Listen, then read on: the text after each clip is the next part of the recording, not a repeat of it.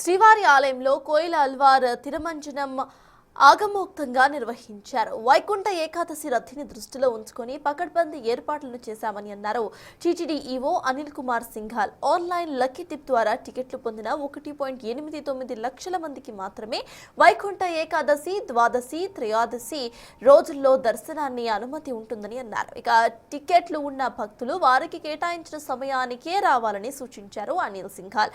Queue లైన్లలో వేచి ఉండాల్సిన అవసరం లేకుండా 2 గంటల్లోనే దర్శనం పూర్తయ్యేలా ప్రణాళిక రూపొందించామని అన్నారు.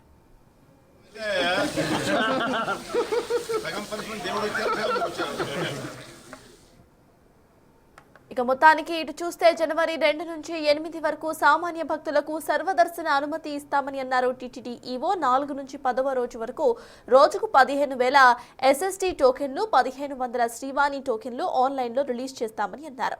చివరిగా 3 రోజులు తిరుపతి స్థానికుల కోసం రోజుకు 5,000 చొప్పున ప్రత్యేక టోకెన్స్ ను కేటాయిస్తారని అన్నారు. వైకుంఠ ద్వార దర్శనం కోసం అధిక రద్దీ ఉంటుందని, దాంతో చంటి పిల్లలు, వృద్ధులు, దివ్యాంగులు తిరుమల యాత్ర వాయిదా వేసుకోవాలంది టీటీడీ.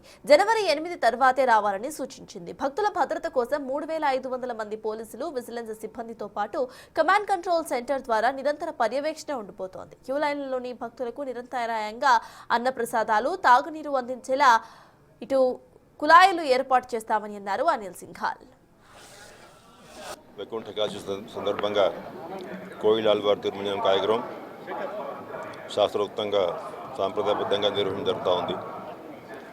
సంవత్సరానికి 4 సార్లు ఉగాది, ఆణివార స్థానం, బ్రహ్మోత్సవాలు, అదేవిధంగా వైకుంఠ ఏకాదశి ఈ పర్వదినాల కంటే ముందు ఉన్నటువంటి మంగళవారం ఈ కార్యక్రమం నిర్వహించడం ఆనవాయితీగా కొనసాగుతూ ఉంది.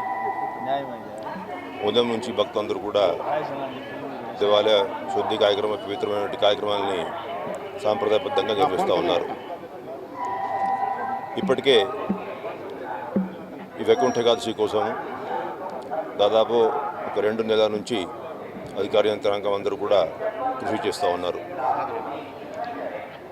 పలుమార్లు అధికార యంత్రాంగము భక్తులు వస్తున్నటువంటి ఏరియాలన్నీ కూడా పరిశీలించి ఫీల్డ్ ఇన్స్పెక్షన్స్ నిర్వహించి ఎంట్రీ ఎగ్జిట్ పాయింట్స్, పకడ్బందీ బందోబస్తు, అన్నప్రసాదాలు, accommodation, queue line management, parking facilities ఇవన్నింటి మీద కూడా ప్రణాళిక సిద్ధం చేస్తే ప్రత్యేకంగా టీటీడీ బోర్డు కూడా ఒక సమావేశం దీని మీద ప్రత్యేకంగా ఏర్పాటు చేసుకొని చాలా పకడ్బందీ ఏర్పాట్లతో ముందు